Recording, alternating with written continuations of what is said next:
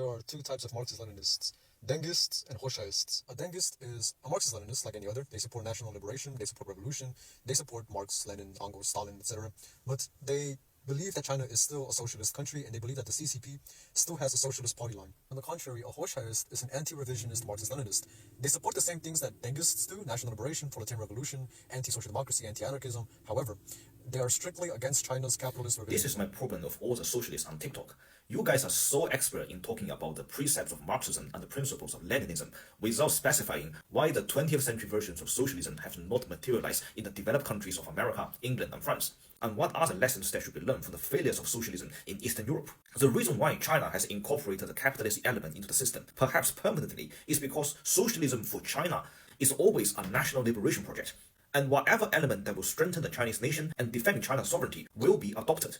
The reason why the Chinese people chose socialism is because capitalism, monarchism, or any other forms of ideology failed to end the era of weakness and chaos that has undermined China since the 19th century. And China, as a country that has never experienced a period of capitalist development, is certainly needing an era of free market in order to develop the productive forces that is necessary for China to gain the material foundation for further evolution into socialism.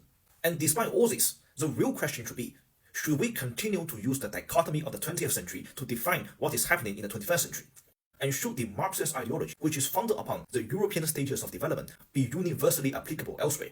So I wouldn't say that the conflict between socialists today is between Dengists or Hochaists, it's between the universalists and the particularists.